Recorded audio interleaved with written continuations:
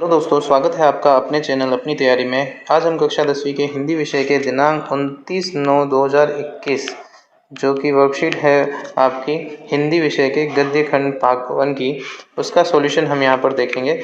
इन solutions को देखने के साथ साथ आप लोगों से एक रिक्वेस्ट है कि आप लोगों ने अगर इस चैनल को अभी तक सब्सक्राइब नहीं किया है तो चैनल को सब्सक्राइब कर लें और बेल आइकन को जरूर दबा लें ताकि इसी तरीके की वर्कशीट्स के सॉल्यूशन आपको जल्दी से जल्दी आपके चैनल पर प्रोवाइड हो जाए। चलिए शुरू करते हैं। सबसे पहला क्वेश्चन जो है वो है, बाल गोविंद भक्त गद्य की किस विद्या से संगठित पाठ है। तो इसका सॉल्यूशन देखने के लिए हमें थोड़ा सा नीचे चलना पड़ेगा। तो चलिए नीचे चलते हैं। ये आपका आंसर आपकी स्क्रीन पर ये रहा, रेखा चित्र विद्या से संबंधित है। तो जल्दी से इसका आंसर उतार लीजिए अपनी नोटबुक में। चलिए बढ़ते हैं दूसरे क्वेश्चन की ओर। दूसरा क्वेश्चन हमारी स्क्रीन पर ये रहा, राम वृक्ष बेनीपुरी के व्यक्तित्व पर प्रकाश डालिए। अब हमें राम वृक्ष बेनीपुरी के व्यक्तित्व के बारे में लिखना है। तो चलिए इसका आंसर देखते हैं राम वृक्ष बेनीपुरी के व्यक्तित्व के बारे में। तो इसका आंसर आपकी स्क्रीन पर ये रहा, राम वृक्ष बेनीपुरी का जन्म जो है वो बिहार के मुजफ्फरपुर गांव में हुआ। इनके माता पिता का निधन बचपन में ही हो जाने के कारण इनका बचपन अभाव एवं कठिनाइयों में बीता। 10वीं तक की शिक्षा ग्रहण करने के बाद में उन्होंने 1920 में राष्ट्रीय संविधान आंदोलन में सक्रिय रूप से जुड़ गए। यह बेहद प्रतिभाशाली पत्रकार थे। आई होप ये क्लियर हो गया होगा। आप उतार लीजिए फटाफट इसको अपनी नोटबुक में। चलिए बढ़ते हैं तीसरे क्वेश्चन की तरफ। तीसरा क्वेश्चन हमारा आएगा हमारी स्क्रीन पर, राम वृक्ष बेनीपुरी के कृतित्व को संक्षिप्त में बताइए। तो राम वृक्ष बेनीपुरी के कृतित्व के बारे में हमें संक्षिप्त में लिखना है। तो इसका आंसर देखते हैं हम। चलिए बढ़ते हैं नीचे। ये रहा आपका आंसर, राम वृक्ष बेनीपुरी बेहद प्रतिभाशाली पत्रकार थे, जैसा कि हमने पिछले आंसर में देखा।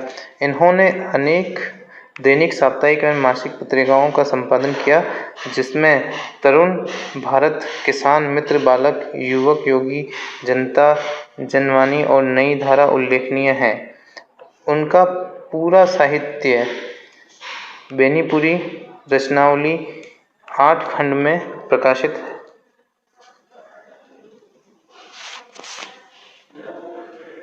है। उनकी रचना मात्रा के महत्वपूर्ण पड़ाव हैं, पतितों के देश में उपन्यास, चित्रों के फूल, अम्बापाली, माटी की मूर्ति, पैरों में पंख बांधकर जंजीरें और दीवारें आदि विशिष्ट शैलीकार होने के कारण उन्हें, इसमें थोड़ी सी गलतियां हैं तो आप उसको सुधार लें। जैसे मैं इसमें लिखा है होने की जगह उन्हें लिख दीजिएगा, मुजफ्फरपुर लिख दीजिएगा, मुजफ्फरपुर की जगह। आई होप ये क्लियर हो गया होगा। चलिए बढ़ते हैं अगले क्वेश्चन की तरफ। अगला क्वेश्चन आपके पास में ये रहा आपके स्क्रीन पर, बाल गोविंद भक्त पाठ किस पर प्रहार करता है। जो चौथा क्वेश्चन था आपका, बाल गोविंद भक्त पाठ जो है वो किस पर प्रहार कर रहा है। तो इसका जो सॉल्यूशन है आप यहाँ पर देख सकते हैं।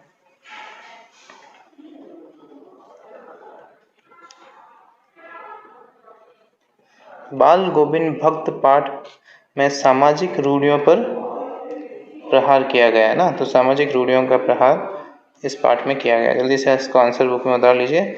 चलिए बढ़ते हैं अगले क्वेश्चन की तरफ। अगला क्वेश्चन क्या कह रहा है, बाल गोविंद भक्त पाठ के बारे में संक्षिप्त में बताइए। अच्छा, इसके बारे में हमें थोड़ा सा शॉर्ट में इसका आंसर हमें लिखना है। तो ये देखिए आपकी स्क्रीन पर ये रहा इसका आंसर, बाल गोविंद भक्त पाठ में रेखा चित्र के माध्यम से लेखक ने एक विलक्षण चरित्र का उद्घाटन किया है।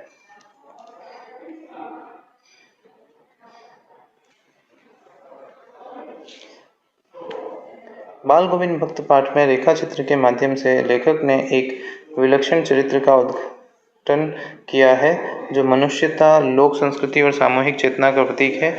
बाल गोविंद भक्त लेखक को सन्यासी लगते हैं।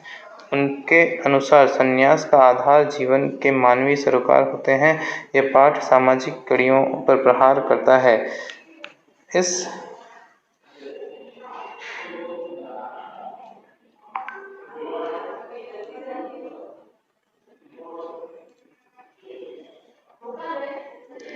रेखा चित्र के माध्यम से ग्रामीण जीवन की संजीव झांकी देखने को मिलती है।